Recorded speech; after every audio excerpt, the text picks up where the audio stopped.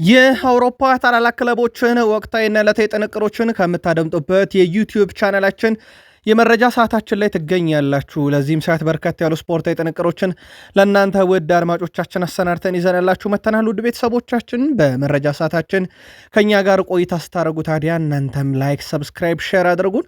ሀሳብ አስተያየታችሁን እንደ ሁልጊዜው ዛሬም ልታጋሩን ትችላላችሁ። ውድ ቤተሰቦቻችን በመረጃ ሰዓታችን ታላላቆቹን የአውሮፓ ክለቦች ስናነሳም የባርሴሎና ተጫዋች ክለቡን አልለቅም ብሏል። ተጨማሪ መረጃዎችን ስለ ተጫዋቹ እናነሳለን። የቡድኑን ቁልፍ ተጫዋችና ኋላ ፖርታ ሌላ ያሉትን አስገራሚ መረጃ የቀጠለ እንነግራችኋለን። ለየት ያለ ነገር ነው ያገኘነው። አሁን ከጥቂት ደቂቃዎች በፊት ነው ቺን ንግግር ያደረጉት። በብቸኝነት እናስደምጣችኋለን። በሪያል ማድሪድ የመረጃ ሰዓታችን አጥቂውን ኬሊያን ምባፔ ተከላካዮቹን ጨምሮ እናነሳለን። በታላላቆቹ ክለቦች እኝን ካነሳን በታላላቆቹ አሰልጣኞች ዘ ስፔሻል ዋን ጆዜ ሞሪኒዮ ሊዮኔል አንድሬስ ሜሲ እንደ ሪያል ማድሪድ ያለውን የቀድሞ የሪያል ማድሪድ ተጫዋች ጨምሮ በርካታ መረጃዎችን ይዘናል። በአውሮፓ ዙሪያ አብራችሁን ቆዩም። በተወዳጁ የእንግሊዝ ፕሪሚየር ሊግ የመረጃ ሰዓታችን ሰፊ የቡድን ዜና ይዘናል። ሲቲ ቤት የጉዳት ዜናዎች አሉ። ተጨማሪ መረጃዎችን እናነሳለን። ቀጣይ እሳቸው አልጋ ወራሽን በተመለከተም መረጃዎች እየወጡ ነው። ተጨማሪ መረጃ ለሲቲ እናደርሳለን። በቼልሲ የመረጃ ሰዓታችን ኤንዞ ፈርናንዴዝን ያጡታል የሚለው መረጃ አሁን ከስጋት ከፍ ያለ ሆኗል ቼልሲ ቤትና ምንድን ያለው በኤንዞ ፈርናንዴዝ ወቅታዊ ጉዳይ ላይ የሚለውን እንነግራችኋለን። ከታማኝ የዜና ምንጮች አረጋግጠናል። ፕሮፌሰሩ እያሉ ይጠሯቸዋል የቼልሲውን አሰልጣኝ ሊያም ሮዘኒየር። ከትምህርታቸው ጋር በተያዘም እሳቸው በጣም ይወደሳሉ። ከዛ ውጭ መነጽር አደራረጋቸውም ልክ ፕሮፌሰር ያስመስላቸዋል። በገጽታም ደረጃ ግን ምሁር ናቸው። በነገራችን ላይ ከእሳቸው ጋር በተያዘ ልዩ ጥንቅር እናነሳለን። የቼልሲ ተጫዋቾች በቡድን ዜና ተጨማሪ ጥንቅሮችን ይዘናል። ቼልሲዋን እንደ ሁል ጊዜው አብራችሁን ከቆያችሁ ስለ ክለባችሁ በቂ መረጃ ታካታተላላችሁ። ጆሴፍ ፔፕ ጋርዲዮላ ስለ ሊቨርፑል የተናገሩት ነገር እውነት ቢሆንም በዚህ ሰዓት የተናገሩት በምክንያት ነው እያሉ ነው። የተናገሩት እውነት ምንድን ነው እንነግራቸዋለን። ለሊቨርፑል ደጋፊዎች የሊቨርፑል ዝውውሮችን የተመለከተ ልዩ ጥንቅር ይዘናል። ክሎፕ የሚቆጩበት ሰው ግን ወደ ሊቨርፑል እንዳልመጣ ይታወቃል። አሁንም ተጨማሪ መረጃዎችን ስናነሳ በሊቨርፑል በኩል አሌክሲስ ማካሊስተርን የተመለከተም አንድ ተጨማሪ ጥንቅር ይዘናል። ትከታተሉታላችሁ። በአርሰናል የመረጃ ሰዓታችን ሚኬል አርቴታም ቡድን ውስጥ ዋንጫ ያልበላ የ6 ዓመት ቡድናቸው በአውሮፓ በሁሉ ነገር ምጡ ቡድን ተብሎ የሚቀመጥ ነው። የኦፕታን ደረጆች ሁሉ በተደጋጋሚ የሚመራ ቡድን ነው። የሚፎካከሩትም ዋንጫ በየዓመቱ ወይ በሁለት ዓመት አንዴ ካነሱት ክለቦች ጋር ሊሆን ይችላል። ግን የእሳቸው ቡድን ያለ ዋንጫም ቀዳሚ ደረጃን የማግኘት ችግር የለበትም። አሁን ለዋንጫ የቀረበበት ሰዓት መጥቷል። ዌምብሌ ደርሷል አርሰናል። ከዚህ ጋር በተያያዘ ከዩናይትድ ሽንፈት በኋላ ቡድኑ ስላገገመበት መንገድ የተወደሱበት እሳቸውና የፍጻሜ ጨዋታ አርሰናሉ ተጫዋች ዙቤሜንዲ ስለ ማድሪዱ ዝውውር፣ የኦዴጋርድ ጉዳት፣ ከሃቨርዝ የቀድሞ ክለቡን መግጠም እንዴት እስቀለለው ተጨማሪ ሰፊ መረጃ ነው ያዝነው። አርሰናልን ቆዩን። በዩናይትድ የመረጃ ሰዓታችን እቺን ቀን ወደኋላ መለስ ብለን ለየት ያለ መረጃ አሰናድተንባታል። በምክንያት ነው። አንድ ግብ ጠባቂ እናነሳለን። በዩናይትድ በኩል ምናልባት ዩናይትዶች ከተጫዋቾች ግብ ጠባቂ ሆነ የተጫወተ የምታስታውሱት ተጫዋች ያላችሁ ያድርሱን። በኮቢ ሜኖ በኩል ተጨማሪ መረጃዎችን እናነሳለን። የማንቸስተር ዩናይትድን ወቅታዊ ቡድን ዜና ስናነሳ ፒተር ሽማይክል ለዩናይትድ አንድ መልእክት አስተላልፏል። ስለ ዩናይትድ ወቅታዊ የቡድን ዜና እናነሳለን። ሪዮ ፈርዲናንድም በማንቸስተር ዩናይትድ ወቅታዊ ጉዳይ ላይ ያነሳቸው ነጥቦች አሉ። በርካታ መረጃዎች ስለያዘን አብራችሁን ትቆያላችሁ። ላይክ፣ ሰብስክራይብ፣ ሼር አድርጉን። ለሀሳብ አስተያየታችሁ አስቀድመን አመስግነናል። መረጃዎቹ ከዚህ በማስቀጠል ለእናንተ እናደርስ። አብራችሁን ቆዩ። ማርከስ ራሽፎርድ ወደ ዩናይትድ አልመለስም ብሏል። በእርግጥ የሚጠበቅም አይነት ነገር አልነበረም። ይመለሳል ተብሎ ተጫዋቹ በውሰት በባርሴሎና ይገኛል። በውድድር ዓመቱ መጨረሻም የውሰት ውሉን ቋሚ ማድረግ ግዴታ ይጠበቅበታል ባርሴሎና። ካልሆነ ግን ዝውውሩ ከተቋረጠ ለዩናይትድ ካሳ ይከፍላል። ከዚህ ጋር በተያዘ ታዲያ ውድ ቤተሰቦቻችን ኢንግላንዳዊ አጥቂ በደሞዝ ቅናሽም ቢሆን እዛው ባርሴሎና ቤት መቆየትን ቅድሚያ ይሰጣል ተብሏል። ይህንንም አረጋግጧል። ካልሆነ ግን ወደ ሌሎች ክለቦች ሊያማትር ይችላል እየተባለ ነው። እንዳልኳችሁ ነው ጄሰን ዊልኮክስ እና ኦማር ቤራዳን ካሪክ ቋሚ ሆኖ ካላሳመናቸው በስተቀር ሌላ ከውጭ አሰልጣኝ መጥቶ ያሳምናል ተብሎ አይታሰብም። ካሪኬው ቤተኛ ስለሆነ በሚል ነው። የካሪክ ቋሚ መሆን ግን ምናልባት የተወሰነ ተጽዕኖ ሊኖረው ይችላል። ማርከስ ራሽፈርድ ባለ 2 ዲጂት የግብ አስተዋጽኦ ላይ ደርሷል። በነገራችን ላይ ይሄ በእግር ኳስ ሕይወቱ ለሁለተኛ ጊዜ ነው። 2020-21 ላይ 21 ጎል እና 12 አሲስት በዩናይትድ፣ አሁን 2025-26 10 ጎል እና 10 አሲስት በባርሴሎና ደርሷል። ከ5 ዓመት በኋላ ያሳየው ምርጡ አቋም እንደማለት ነው። ውድ ቤተሰቦቻችን ላሚን ያማል ከማራዶና በላይ ለባርሴሎና ግብ አስቆጥሯል። ዲያጎ አርማንዶ ማራዶና በባርሴሎና መለያ 38 ግብ ነበረው። በነገራችን ላይ አሁን ላሚን ያማል 39 ደርሷልና ከዲያጎ አርማንዶ ማራዶና ሪካርዱን ወስዷል። ያው ትንሹ ሜሲ እየተባለ በባርሴሎና ያደገው ትንሹ ማራዶና እየተባለ ያደገውንስ ሜሲን ሪካርድ እንዴት ያሆነለታል፣ እንዴት ያሳካዋል የሚለው ገና ብዙ ዓመታት የመጫወቻ ጊዜዎቹ ይቀራሉና ወደፊት የሚታይ ይሆናል። ከዚህ ጋር በተያያዘ ስፔን ላሊጋም በሳምንቱ ምርጥ ተጫዋች ላይ ሁስኮርድ የራሱን መርጧል። 1 ግብ 5 ሙከራን ያደረገው 8 ቁልፍ ኳስ ያቀበለ 3 ክሮስ ያደረገ 4 ስኬታማ ድሪብል ያደረገው ላሚን ያማልን 9.42 ሰጥቶት ሁስኮርድ የሳምንቱ ምርጥ እሱ ነው በሚል መርጦታል። ሁዋን ላፖርታ ሌላ በጣም አነጋጋሪ ሀሳብ አጋርተዋል። ይህን መረጃ ለእናንተ ስናጠናቀር ከ5 ደቂቃ በፊት ይወጣ ነው። የሪያል ማድሪድ ተጫዋቾች በዳይቭ ወይም ደግሞ አስመስሎ በመውሰድ የሚስተካከላቸው የለም፣ ዳኞችን እያሳሳቱ ነው፣ በቃ ሱስ ሆነባቸዋል አሁንማ እያሉ ነው እሳቸው። ከዚህ ጋር በተያዘ ምናልባት የቫር ቴክኖሎጂ እንዳለ ይታወቃል።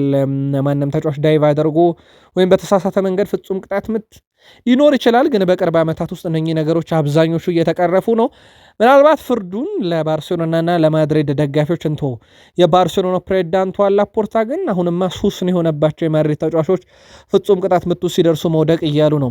ከዚህ ጋር በተያዘ እሳቸውም ማድሪድ በሳምንቱ ድል ባደረገበት ጨዋታ 100ኛው ደቂቃ ላይ ኬሊያን ምባፔ ፍጹም ቅጣት ምት አስቆጥሮ ነበርና እኔ ከፍጹም ቅጣት ምቱ በላይ የገረመኝ ያ ሁሉ ደቂቃ ከየት መጥቶ እንደተጨመረ ያልገባኝም ብለው መውቀሳቸውን በዋናው የዩቲዩብ ገጻችን ትላንት አድርሰናችሁ ነበር። ሃንስ ፍሊክ ኮፓ ዴላሬ ሴሚፋይናል ደረሱ። ሻምፒዮንስ ሊግ 8 ውስጥ አጠናቆ 16 ጥሎ ማለፍ ውስጥ ገብቷል። ላሊጋን ይመራሉ። ከዚህ በላይ ምን ጎል አለ ብለዋል እሳቸው። አንድ ክለብ ምን ሊያሳካ ይችላል? ይሄ ማለት በትክክል የሚያሳየው ስኬት ላይ እንዳለን ነው ብለዋል። ስንት ዋንጫን ያነሳሉ የሚለው ደግሞ በአመቱ መጨረሻ ይጠበቃል። በነገራችን ላይ እሳቸው በፍጻሜ የደረሱበትን አንድ ዋንጫ ዘንድሮ አሳክተዋል። የስፔን ሱፐር ካፕ ባለድል ባለክብር መሆናቸው ይታወቃል። አሁን ላሊጋውን እየመሩ ነው። ሻምፒዮንስ ሊግም በእርግጥ ላሊጋም ረጅም ርቀት መሄድ ይኖርባቸዋል። ኮፓ ዴላሬ ግን በይበልጥ በጣም የቀረቡበት ይመስላል ከተፎካካሪዎቻቸውም አንጻር። እሳቸው ከዚህ በላይ ስኬት የለም ገና ዋንጫዎችንም በዚሁ ቀጥለን እናነሳለን እያሉ ነው። ግን ምን ያህሉን ያሳኩታል የሚለው በትልቁ ይጠበቃል። ማድሪድ ቤት ደረሰን። ኬሊያን ምባፔ እንግዲህ በተለይም ይሄ የእንግሊዝኛውን ቢን ስፖርት ሳይሆን የአረቢክ ኮሜንትሪውን ቢን ስፖርት ከተከታተላችሁት የሆነ ፈገግ የሚያስብል ኮሜንተሪዎችን ቋንቋውን እንኳን የማይሰማ ሰው ያው ትንሽ ያዝናናል። ለላብነት ያክል የሲቲውን ሪያን ሼርኪን የማንቸስተር ዩናይትድ ተጫዋቾች በሶስት አንግል ውስጥ አስገብተው ሲጫወቱበት የሰሩት ኮሜንተሪ ይታወቃል በአረብኛው። እናም ኬሊያን ምባፔ ደግሞ ልክ በሪያል ማድሪድ ኳሲዝ ሚስተር ፔናልቲ እያሉ እየጠሩት ነው። ምናልባት አስተውላችሁ ከሆነ የአረብኛው ክፍል ላይ ኬሊያን ምባፔ ከ13 ፍጹም ቅጣት ምት ዘንድሮ 12 አስቆጥሯል። በርካታ ፍጹም ቅጣት ምት በላሊጋው ያስቆጠረው እሱ ነው። ፓኒንካም አልቀረውም ሁላ ለማሰብ ሁላ ማለት ነው። ዲያዝን ያችን የሞሮኮን የአፍሪካ ዋንጫ ላይ የሰራትን ስህተት ለማሰቡላ ያንን ሲያደርግ አስተውለናል። ለማንኛውም ከ13 ፍጹም ቅጣት ምቶች ወደ ቤተሰቦቻችን 12ቱን አስቆጥሮ ከፍተኛው ግብ አስቆጣሪ ነው። መረጃውን ከማርካን ያገኘ ነው። ሩዲገር በስተመጨረሻም ጥሩ ስሜት እየተሰማው ነው ተብሏል። እናም ጨዋታ ሊያደርግ የሚችልበት ሰፊ እድል እንዳለን በማለዳው መረጃችን አረጋግጠንላችኋል። ግን ውድ ቤተሰቦቻችን የዚህ ተጫዋች ቆይታ ወደ ማብቂያው እየመጣ ነው። ሪያል ማድሪድ ቤት አዲስ ነገር ከተከላካይና ከአማካይ ክፍሉ በትልቁ ይጠበቃል። አጥቂው ላይ ይሄ ትልቅ ዝውውር አይፈጸምም ተብሏል። ምናልባት የለቀቀ ተጫዋች ከመተካት ጋር በተያዘ ካልሆነ በስተቀር በሪያል ማድሪድ ግን ሽግግሩ ቀጣይ ዓመት እንደሚካሄድ ተረጋግጧል። ቶኒ ሩዲገር የሽግግሩ አካል ነው ቢባልም አሁን ላይ ግን ያስፈልጋልና ለቡድኑ መመለሱ ጥሩ የሚባለው ዜና ነው። በቀጣይ በላሊጋው ከባርሴሎና ጋር አንገት ለአንገት ተናንቀው በሚያደርጉት ሂደት ውስጥ በትልቁ ይጠበቃል። ያው ኮፓ ዴላሬን አስቀድሞ ባለባሴት የተሰናብቷል ሪያል ማድሪድ። ስለዚህ ከባርሴሎና የሚያገናኛቸው አንድ ነገር ነው። አሁን በላሊጋ ምናልባት በአውሮፓ ሻምፒዮንስ ሊግ ወደፊት ከተገናኙ የምንመለከተው ይሆናል። ዘ ስፔሻል ዋን ጆዜ ሞሪኒዮ በነገራችን ላይ እሳቸው በፖርቱጋል ሊግ ሽንፈትን አልቀመሱም እስካሁን ክለቡን ቤኔፊካን ከተረከቡ በኋላ። በእርግጠኛም እሳቸው መንበረ ስልጣኑን ሲረከቡ ለእሳቸው አውሮፓ ሻምፒዮንስ ሊግ በጣም ከባድ ነው ብለን ነበረ ከሚገጥሟቸው ክለቦች አንጻር። ሪያል ማድሪድን በመጨረሻ ላይ እንደዛ አድርገው እስኪያልፉ ድረስ በጣም ለነሱ ፈታኝ እንደነበረ ይታወቃል። በፖርቱጋል ሊግ ግን 16 ጨዋታ መርተውታል ክለቡን ቤኔፊካን፣ ምንም ጨዋታ አልተሸነፉም። እሳቸው ቡድኑ አሁን ከ20 ጨዋታ በኋላ 46 ነጥቦችን ሰብስቦ በሶስተኛ ደረጃ ላይ ይገኛል። አንደኛ ላይ ካለው ከቤኔፊካ በ9 ነጥብ ያንሳል። ሁለተኛ ላይ ካለው ስፖርቲንግ ሊዝበን በ5 ነጥቦች ያንሳል። የዋንጫ ፉክሩ ላይ አሉበት ለማንሳት ግን በጣም የሚቸግር ይመስላል። ግን እሳቸው ፖርቱጋል ሊግ ተቀላቅለው በቤኔፊካ በኩል ማለት ነው ከያዙት በኋላ ክለቡን ሽንፈት የሚባል ነገር በሊጉ አልቀመሱም። ሊዮኔል አንድሬስ ሜሲ በዓለም ዋንጫ ሀገሩን መወከል የመጨረሻ እንግዲህ አገልግሎቱን የሚሰጥበት ጊዜ ነው ተብሎ ይታሰባል። በብሔራዊ ቡድን ደረጃ ሜሲን ከዚህ በኋላ እናየዋለን ተብሎ ስለማይጠበቅ ማለት ነው። በብሔራዊ ቡድን ደረጃ ከዚህ ጋር በተያዘ በኢንተር ማያሚ ቤት እስከ ዓለም ዋንጫ በሚኖረው ሂደት ላይ ተጫዋቹ የማገገሚያ ስራዎችን እንጂ ጠንካራ ልምምዶችን እንደማይሰራ ተረጋግጧል። ተጫዋቹ አንዳንድ ጨዋታዎች ላይ ደቂቃ እንደማይሰጠውም ተረጋግጧል።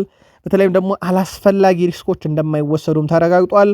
ተጫዋቹ በቀጣይ በዓለም ዋንጫ መጫወት ስለሚፈልግ እናም የመጨረሻ ዓለም ዋንጫ ስለሆነ ምንም አይነት ችግር ጣጣ እንዲገጥሙ አይፈልግም። ከኢንተር ሚያሚ ጋር ከስምነት ደርሷል ተብሏል። ስለዚህ ሜሲ ምናልባት እንደ አምናው አይነት ቁጥሮችን ላንሰማ እንችላለን። በርካታ የሜዳ ክፍልን አካሉ ሲጫወት፣ በርካታ ደቂቃን ሲጫወት፣ በርካታ ጨዋታዎችን ሲጫወት፣ በርካታ ግቦችን ሲያስቆጥር ላንመለከተው እንችላለን እስከ ዓለም ዋንጫ። ዓላማው ደግሞ ለመጨረሻ ጊዜ ሀገሩን በሚወክልበት ውድድር ላይ እንዲገኝ ነው ተብሏል።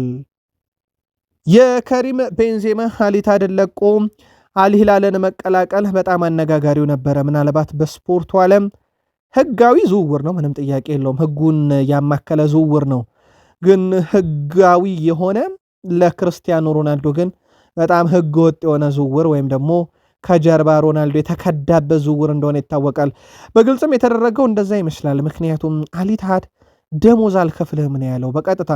ይሄ እንዴት ሊሆን ቻለ የሚለው ነገር በራሱ ሌላ ጥናት ይፈልጋል። አልኢትሃድ እንዴት ደሞዝ አልከፍልህም አለው? ከዛ በኋላም በጀርባ አልሂላል አስፈረመው ተጫዋቹን። እንዴት አልናስር ይህ ዝውውር አትፈጸምም ተብሎ እንዴት አልሂላል ፈጸመው የሚለው ነገር በራሱ አጠያያቂ ነው። ሁለቱ በዚህ ባላንጣ ፉክክር ውስጥ እያሉ እንደዚህ አይነት ተጫዋች እዛ መሄዱ ያውም በአንድ ባለቤት ስር የሚገኙት ሁለት ክለቦች፣ ይሄ ወቅቱ በጣም አነጋጋሪ ጉዳይ ነበረም። በእርግጥ ከጀርባ ያሉት አንድ የአልሂላል ደጋፊ ባለሀብት ናቸው ቢባልም ከሪም ቤንዜማ ጋር በተያዘ ግን ሪያል ማድሪድ የአውሮፓ ሀያል ክለብ ነው፣ እኔ አሁን የተቀላቀልኩት አልሂላል ደግሞ የኤዥያ ሀያል ነው ብሏል። ሀያሉን ክለብ ተቀላቅያለሁ እያለ ነው። ዝውውሩ አሁንም ድረስ ውዝግብ ያላጣው እንደሆነ ይታወቃል።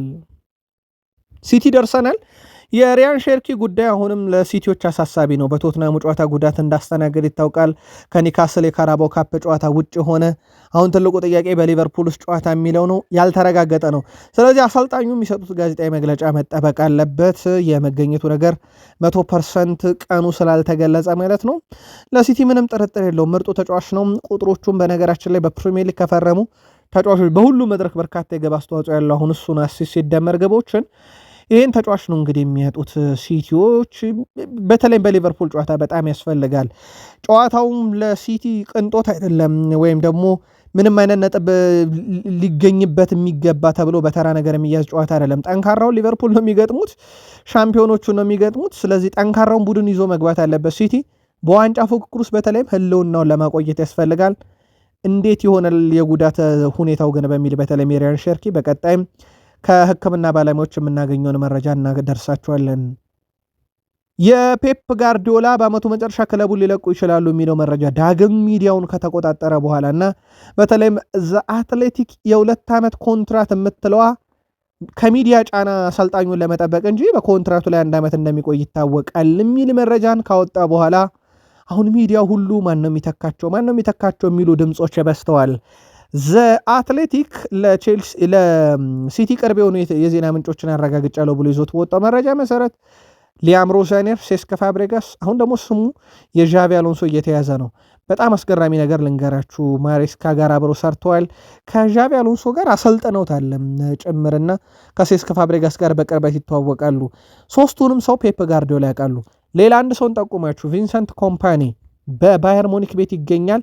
በባየር ሙኒክ እያሳለፈ ያለው ድንቅ ጊዜ ነው። ባየር ሙኒክን የሚያሰለጥነው ፔፕ ጋርዲዮላ በሰጡት ሪኮሜንዴሽን እንደሆነ ይታወቃል። ቼልሲ ደረስን።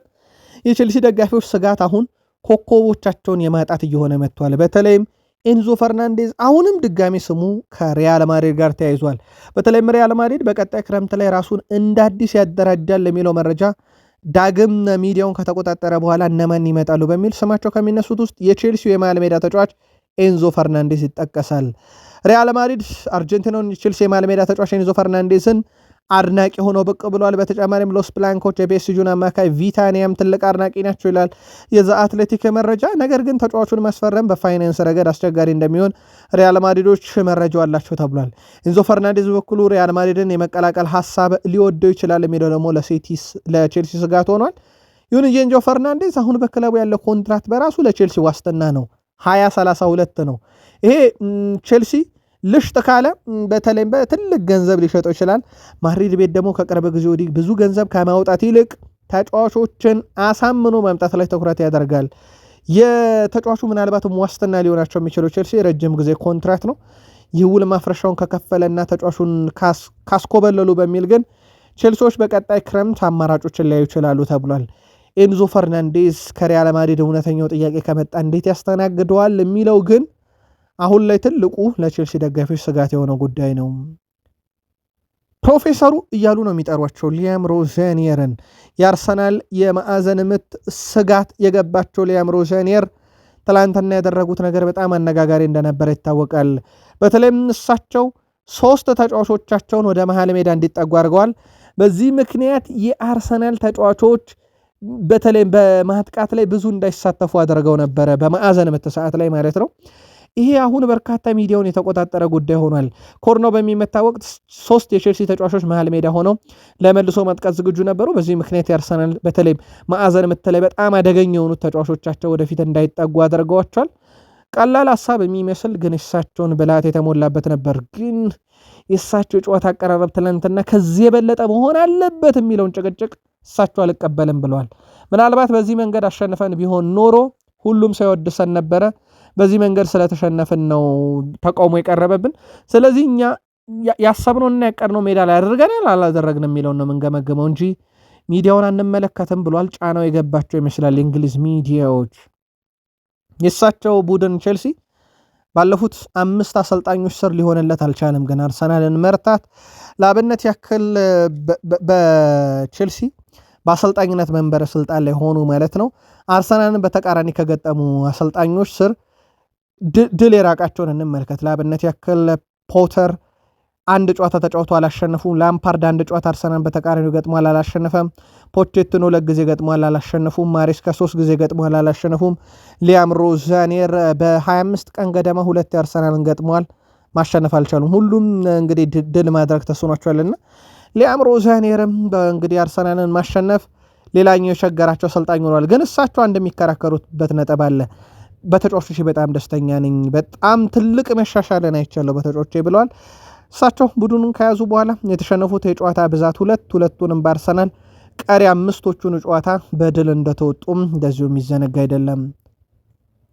ቻሎባ እንደ ጨዋታው እቅድ ላይ ተመስርተን ያለን ሁሉ ነገር ሰጥተናል፣ ጭንቅላታችንን አሁን ሰፊ ማድረግ አለብን። ምክንያቱም በዚህ ጨዋታ ብቻ ተወጥረን መቅረት የለብንም። ሌሎች አማራጮች አሉ፣ ሌሎች ውድድሮች አሉ። ወደ ሌሎች መድረኮች ላይ ማተኮር አለብን። ግን በጨዋታው ላይ ያለን ሁሉ አበርክተናል ብሏል። ዌስሊ ፎፋና ከጨዋታው በኋላ ሲያለቅስ ተመልክተናል። የሆነ የዓለም ዋንጫ ውድድር እንጂ ይሄ የካራቦ ካፕ ግማሽ ፍጻሜ ጨዋታ አይመስልም ነበረ። በሱ በኩል በጣም ተከፍቶ በጣምም ሲያለቅስ ሲያጽናኑትም የነበረ ተጫዋች ነው። ምናልባት የፎፋና ማልቀስ ከምን ጋር የተገናኘ ግን ሊሆን ይችላል። ልክ ነው፣ ተሸንፏል። ቼልሲ ለዋንጫ ከማለፍ ቀርቷል። ግን በካራቦ ካፕ የሚለቀስበት አይነት ውድድርስ ነው ወይ? አንዳንዶች ከውድድሩ ከኖርን ከወጣን እያሉ በሚጮቱበት መድረክ ላይ ዌስሊ ፎፋና ለምን በዚህን ያክልስ ደረጃ አነባ የሚለው ግን በጣም አነጋጋሪ ነው። የእናንተን ምልከታ እንደዚሁ በሀሳብ መስጫ ሳጥናችን ላይ ልታደርሱን ትችላላችሁ። ከሊቨርፑል ጋር በተያዘ ሞድሰ ፔፕ ጋርዲዮላን እናንሳ። እሳቾች ንግግራቸው እውነት ናት፣ ግን ለምን በዚህ ሰዓት በዚህን ያክል ደረጃ ሚዲያ ላይ ተናገሩት የሚለው ግን በጣም አስገራሚ ነው። ፔፕ ጋርዲዮላ ስለ ሊቨርፑል ጨዋታ ሲጠየቁ እኛ ቀጣይ የምንገጥመው የአምናውን ሻምፒዮን ነው ወይም ሻምፒዮን የሆነ ቡድን ነው የምንገጥመው፣ እንዲሁም አርሰናል ሻምፒዮን አይደለም፣ የሚገጥመውም የሻምፒዮን ቡድን አይደለም፣ እኛ በጣም ትልቁን ቡድን እንገጥማለን በዚህ ሳምንትና እኛንን ትልቅ ጨዋታ ያለብን ያውም ሻምፒዮን ክለብ እንገጥማለን እያሉ ይገኛሉ። የተናገሩት ንግግር እውነት ነው፣ ምንም ጥያቄ የለውም። እሳቸው ሻምፒዮን መሆኑን ሊቨርፑል ባያረጋግጡም የሆነ ነው። አርሰናል ሻምፒዮን አይደለም ሲሉ ግን ምን እያሉ ነው?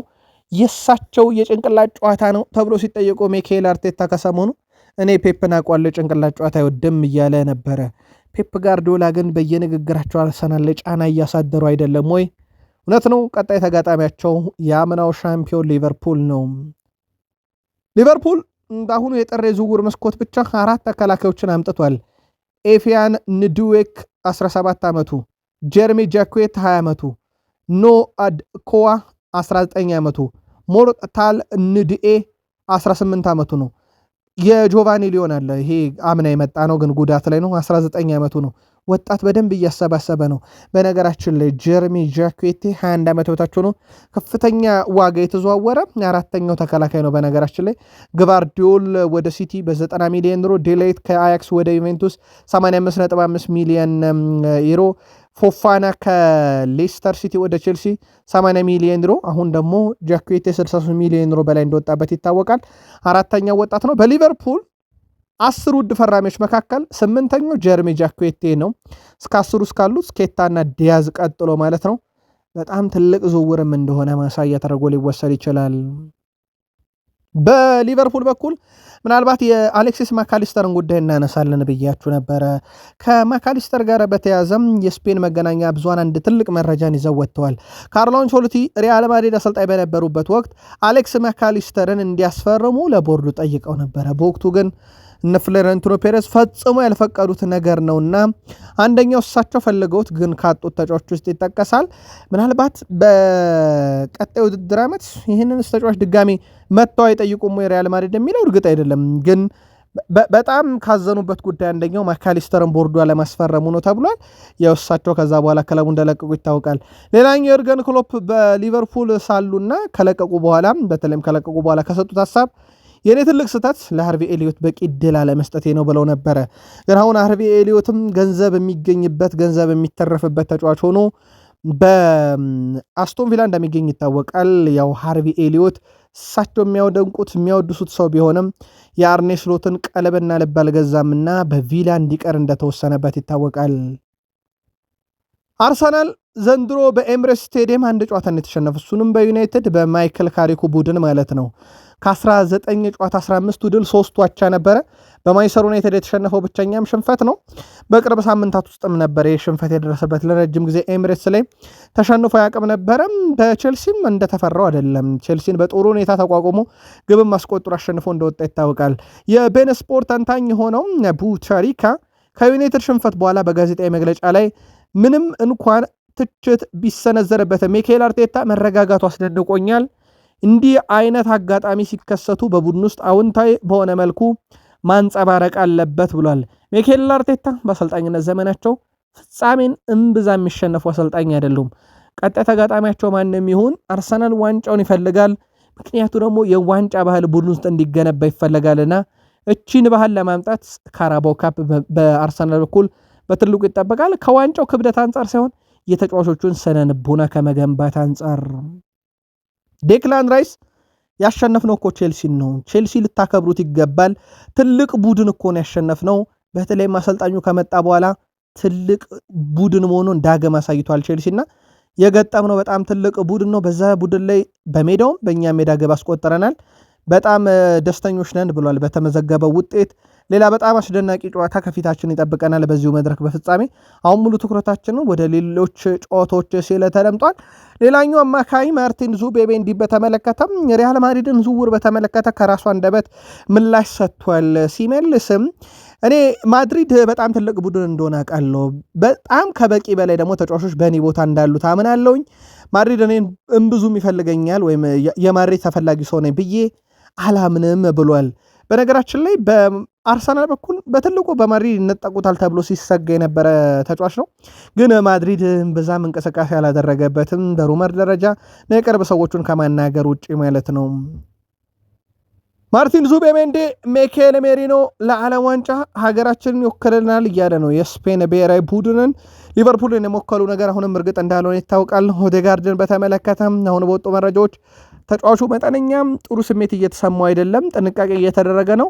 ከዛ ውጭ የተለየ ከጨዋታ የሚያረቅ ነገር አልተፈጠረም። ሞር ግን ጥንቃቄ ላይ ትኩረት እያደረጉ ነው ሚኬል አርቴታ የሚል መረጃ ነው ይዞ የወጣው ፉትቦል ለንደንም ጭምር ማለት ነው። የተጫዋቹ የጉዳት ሁኔታም ወይም ደግሞ የማይሰለፍበትን ምክንያት እያጣራ እናመጣዋለን። ከካቨርዝ ጋር በተያዘ ቼልሲ ላይ በነገራችን ላይ 3ኛ ግቡ ነው በቀድሞ ክለቡ ላይ በአርሰናል መለያ ከሆነ በኋላ ማለት ነው። የቀድሞ ክለቡ ነገሮች ቀለል ያሉት ይመስላል ካይ ሃቨርዝ። ሌላው በአርሰናል በኩል የሚነሳው ጨዋታውን እንደጠበቅኩት ነው ያገኘሁት፣ ለዛ ነው በጥሩ ሁኔታ ማኔጅ ያደረግነው ጨዋታውን ብለዋል ሚኬል አርቴታ። በጣም ደስተኛ ነኝ ምክንያቱም ለፍጻሜ በክተናል፣ በፍጻሜ ምን እንደምናደርግ ሁላችሁም ጠብቁን ሲሉ ተደምጠዋል። የቤን ስፖርት ተንታኝ የሆነው ፑንዴታ እንደ ሀሳቡን አጋርቷል። እንደ አርሰናል በመከላከሉ ረገድ የተደራጀ ቡድን የለም። በመከላከላቸው ውስጥ ምንም አይነት የዘፈቀደ ሁኔታ በጭራሽ አያሳዩም። ሁሉንም የሚያደርጓቸው በጥንቃቄ ነው። እኔ በጣም ያስገርመኛል የአርሰናል የመከላከል ብቃትና ጥራት ሲል ተደምጧል። በእርግጥ አርሰናል ዘንድሮ አንዱ በጣም እየተወደሰበት ያለው ነገር ቡድኑ በጣም አጥብቆ ነው የሚከላከለው። ከዚህ ጋር በተያዘም በቡድን ውስጥ የቆመ ኳስን አጠቃቀማቸውን በትልቁ ይወራላቸዋል። ግን መከላከሉ ሞር ጠንካራ ቡድን እንዲሆን እንዳደረገው ምንም ጥያቄ የለውም እና አርሰናል የሚከላከልበት መንገድ በጣም አስደንቆኛል ብሏል። በዚህ ጠንካራው ቡድን ውስጥ እንግዲህ አርሰናል ዋንጫ ዘንድሮ ያመጣሉ ትልቁ ጥያቄ ነው። እንዳልኳችሁ 6 ዓመት ሆኖታል በፍጻሜ ከተጫወተ። ቼልሲ በ2007 በርሚንግሃም በ2011 እና ማንቸስተር ሲቲ በ2015 ይህን ዋንጫ ነጥቀዋቸዋል በፍጻሜ ደርሶ ማለት ነው። ታዲያ አሁን ቀጣይ ተጋጣሚያቸው ማንም ይሁን ግን አርሰናል ሊያሳካው ኦፕታ 100% አርሰናል የፍጻሜ ተፋላሚ ይሆናል፣ 60% አርሰናል የዋንጫው ባለቤት ይሆናል ብሏል። ከአርሰናል አልወጣንም። ፔሮ ሄንካፔን እናንሳው ውድ ቤተሰቦቻችን፣ በጣም አስደናቂ ጊዜን እያሳለፈ ነው። በነገራችን ላይ በቼልሲ ጨዋታ ብዙ አልተነገረለትም እንጂ በጣም አስገራሚ ተጫዋች እሱ ነበረ። በጨዋታው ላይ ብዙ ትልልቅ ታክሎችን ያደረገው እሱ ነው። በርካታ ታክሎችን ያደረገው 5፣ በጨዋታው ብዙ ግንኙነቶችን ያሸነፈ 8፣ ከግብ ክልል ኳስ ያራቀ 4፣ 3 ኳሶችን እንደገና ነጠቀ መልሶ 9 የመከላከል እርምጃዎችን ወስዷል። 100% የተሳካ ድሪብልን አድርጓል። ከ8 ኳሶች 7ቱን የአየር ላይ ኳሶች አሸንፏል። ከ2 የአየር ላይ ግንኙነት እንዲሁም ከ8 የአንድ ልዩነት 7ቱን ከ2 የአየር ላይ ኳስ አንዱን ማሸነፍ የቻለ ተጫዋች ነውና በጣም አስደናቂ ጊዜን በአርሰናል እያሳለፈም ይገኛል። ከማንቸስተር ዩናይትድ ጋር በተያያዘ ወዳገኘናቸው መረጃዎች እንሻገር። ሪዮ ፈርዲናንድ ባለፉት 3 ጨዋታ የታየው ትልቁ አስደሳች ነገር በሜዳው ላይ ሁሉም ቦታዎች ጥምረቶች መታየት መጀመራቸው ነው ሲል ተደምጧል። አማድ ዲያሎ፣ ማጉዌር፣ ማርቲኔዝ፣ ካዜሜሮ እና ኮቢ ጥምረት እያሳዩ ነው ብሏል። በሜዳ ክፍሉ ላይ ሁሉም ዋንጫዎች ለማሸነፍ ከፈለክ በሜዳው ላይ በየቦታው ጥምረቶች ያስፈልጋሉ የሚለው ሪዮ ፈርዲናንድ ሁሉም ሰው ዘወትር ስለ መሃል ተከላካዮች ጥምረት እንደሚያወራ ቃለው ያስፈላጊ ነው። ነገር ግን ጥምረቱ በሁሉም የሜዳ ክፍል መሆን ያለበት ብሏል። የቤካም እና ኔቭል ጊግስና እንደዚሁም አርዊን ጊግስና ኤቭራን ጥምረት መጥቀስ ይቻላል። የትኛውም ቡድን ስኬታማ ለመሆን ጥምረቶች ያስፈልጉታል። ነገሮች እንደተለመደው መልካም ባሉንበትና ትንሽ ግራ በተጋባ በጣም አስቸጋሪ ወቅት አጣማሪ ጋር እንግዲህ በመሆን እነኛ 2 ተጣማሪዎች ብቻ ውጤት ሊቀይሩ ይችላሉ። ስለዚህ ዩናይትድ ቤት በማይከል ካሪክ ስር ያየሁት አንዱ ነገር ጥምረቶች አሉ በየሜዳ ክፍሉ እያለ ነው። ምናልባት ያስተዋላችሁት እናንተ ካላጋሩን። መግቢያችን ላይ አንድ ጥያቄ ጠይቀናችሁ ነበረ። ከዩናይትድ ተጫዋች ሆኖ ግብ ጠባቂ መሆኑ ያገለገለ ማንን ታውቃላችሁ ብለን። ልክ በዛሬዋ ቀን 2-7 ጆን ኦሼ ነው የዩናይትዱ ተከላካይ ግብ ጠባቂ የሚሆነው ኤድዊን ቫንደርሳን ጉዳት አጋጠመው። ተጫዋች ቅያሬ የጨረሰው ማንቸስተር ዩናይትድ በተጫዋቹ በኩል እንግዲህ ግብ ጠባቂውን እንዲጫወት አደረገ። በነገራችን ላይ ሮቢ ኮይን የተባለ ተጫዋች እንግዲህ ይህን ተጫዋች በቶተንሃም ሆትስፐርስ በኩል ነው ይህን ግብ ጠባቂ 1-1 አግኝቶት ነበረ ጆን ኦሼን ግን አላስቆጠረበትም። ጆን ኦሼ ኳሷን አድኗታል። ነሆ ይህ ታሪክ ከተፈጸመ በእግር ኳስ ውስጥ 2007 ልክ በዛሬዋ ቀን ነበር። ጨዋታውን የምታስታውሱ ካላችሁ ግን በሀሳብ መስጫ ሳጥናችን ላይ ጻፉልን። የኮቢ ሜኖን ጉዳይ በተመለከተ በአሰልጣኝ ማይክል ካሪክ ስር እጅግ ድንቅ ብቃቱን እያስመለከተ የሚገኙ እንግሊዛዊ አማካይ ኮቢ ሜኖ ከሰሞኑ በየጨዋታ ላይ እየተሳተፈ ዩናይትድን በፕሪሚየር ሊግ የማሸነፍ ፍጻሜ 100 እንዳደረሰው ይታወቃል፣ ወይ 100%።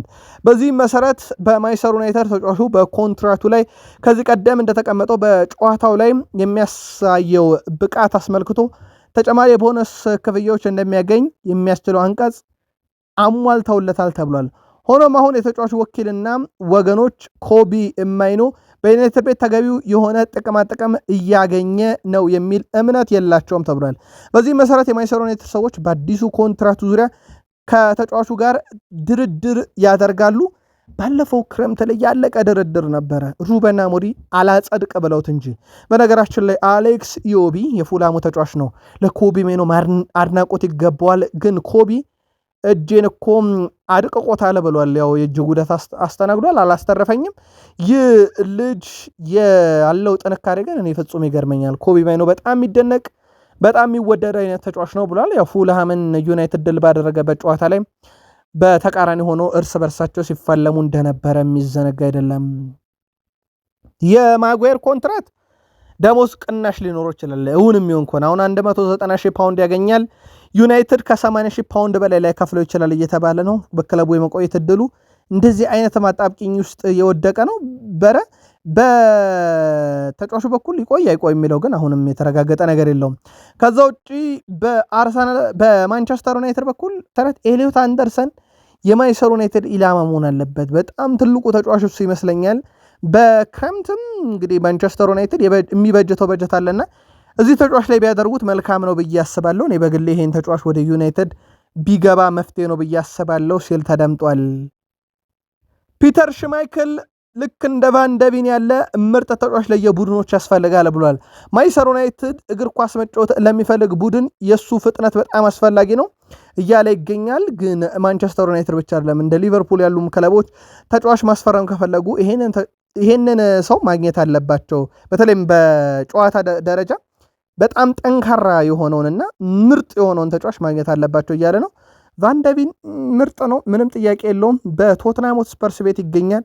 እንዴት በቀላሉ ግን ይገዙታል የሚለው ነገር በትልቁ ይጠበቃል። አንድሬ ኦናና ማንቸስተር ዩናይትድ መሀል ያለውን ከማንቸስተር ዩናይትድ ጋር ያለው ግንኙነት እያበቃ ነው ብሏል ፋብሪዚዮ ሮማኖ። አንድሬ ኦናና በጥር ይጠበቅ ነበር ኢንተርን ይቀላቀላል ተብሎ ግን ሳይሳካ ቀረ። ዝውውሩ ቀረ በዩናይትድ ያው እዛው በአረቡ ዓለም ነው የሚገኘው። በአመቱ መጨረሻ ግን ወደ ዩናይትድ ይመለሳል።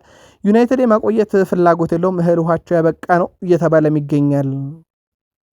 የማንቸስተር ዩናይትድ አካዳሚ አንድ ተጫዋች አስፈርሟል። የ19 ዓመቱን የብላክበርን ግብ ጠባቂ ሳሎሞን ኦርኖርን በዛሬው ዕለት ማስፈረሙን አረጋግጧል። ሌላው የቡድኑ ዜና ከዲያጎ ዳሎ ጋር በተያያዘ በጣም ምኮራበት ደረጃ ላይ ይገኛለሁ አሁን ብሏል። በራሴ ላይ እየተኮርኩ ነው፣ በተለይም በማንቸስተር ዩናይትድ ቋሚ ተሰላፊ መሆኔ ለእኔ በጣም ትልቁ አጋጣሚ ነው ብሏል። ከዚህ ክለብ ውስጥ ሁሉንም አይነት ሁኔታዎች አሳልፍ ያለው ረጅም የጉዳት ጊዜያት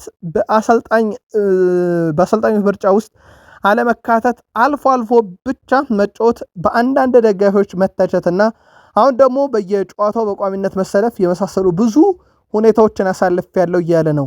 ይህ ጉዞ ደግሞ አሁን ላይ ጠንካራና ከፍ ያለ በራስ መተማመን እንዲኖረኝም ያደረገ አጋጣሚ ሲል ተደምጧል።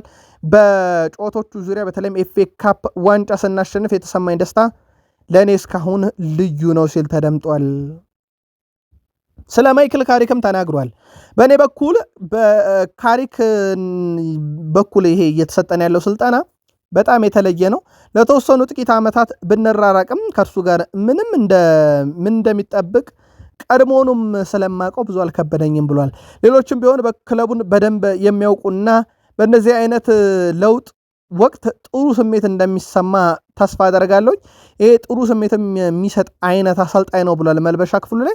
በካሪክ ስር የውድድር ዘመኑ አቅጣጫ ሊቀይሩ የሚችሉ 2 በጣም ወሳኝ ጨዋታዎች ነበሩን። በእነዚህ ጨዋታዎች ላይ ግን በጣም ጥሩ ተንቀሳቅሰናል፣ የምንፈልገውን ውጤት አምጥተናል ብሏል። የአርሰናልና እንደዚሁም ደግሞ በተለይም በማንቸስተር ሲቲ ላይ ያገኙትን ድል እንደማለቱ ነው። በእርግጥ በጣም ትልቅ ድል ነው። እናም ማይከል ካሪክ ሁሉን ነገር ተቆጣጥሮታል ብሏል፣ ወይም ደግሞ ሰላም አድርጎታል እያለም ይገኛል ዲዬጎ ዳሎት። ከማንቸስተር ዩናይትዱ ተከላካይ ጋር በተያዘው አጥቂ ጋር በተያዘው ውድ ቤተሰቦቻችን ሆይሉንድን ማለታችን ነው። ሆይሉንድ በዩናይትድ የለም፣ የመግዛት ግዴታ ባለበት ውል ናፖሊ ይገኛል። ታዲያ ዛሬ ልደቱ ነውና እንኳን አደረሰ እንኳን ተወለድክ የሚል ረጅም ጽሑፍ ዩናይትድ ለኮለት ነበረ። ሆይሉንድም እዚሁ የዩናይትድ መልእክት ስር ገብቶ ምስጋናውን ገልጾ መወድሰ ዩናይትድ መወድሰ ኮቤ ማይኖ መወድሰ ሆይሉንድ ተጠናክሮ የቀጠለበት ሳምንት ነበረ ማለት ይቻላል። ሌላ በዩናይትድ በኩል ልናነሳ የወደድ ነው የሩበን አሞሪምም ዝምታ ነው። ሩበን አሞሪም ዩናይትድን ከለቀቀ በኋላ ትንፍሽ እንዳላለ ይታወቃል። አንዳንድ የፖርቱጋል የዜና ምንጮችም ግን በቅርቡ ጠብቁ እያሉ ነው። በተለይም ሩበን አሞሪም ዝምታ ከመስበሩ በፊት የማንቸስተር ዩናይትድን ጉዞ እንግዲህ በተመለከተ ዓመቱን መመልከት ይፈልጋል ብሏል። እንደሚታወቀው የትኛውም አሰልጣኝ ከክለቡ ሲለቅ ለደጋፊዎች መልእክት ምኞት በመግለጽ ነው። ረዳት አሰልጣኙ ካርሎስ ፈርናንዴዝም ወዲያው ነበረ ምስጋናቸውን የገለጹት ለዩናይትድ፣ በተለይም ረዘም ያለ ጽሑፍ የጻፉት። ሆኖም እንግዲህ ሁኔታውን የሚያውቀው ፖርቱጋል ምንጮች አሞሪም ስለ ሁኔታው አውርቶ በካሪክ ቡድን ላይ ተጽዕኖ ማሳደር አይፈልግምና ጊዜው ሲደርስ እየጠበቀ ነው ተብሏል። ጊዜው ሲደርስ ምን ሊናገር ይሆን? ጊዜው ሲደርስ የምናጋራችሁናል። አበቃን።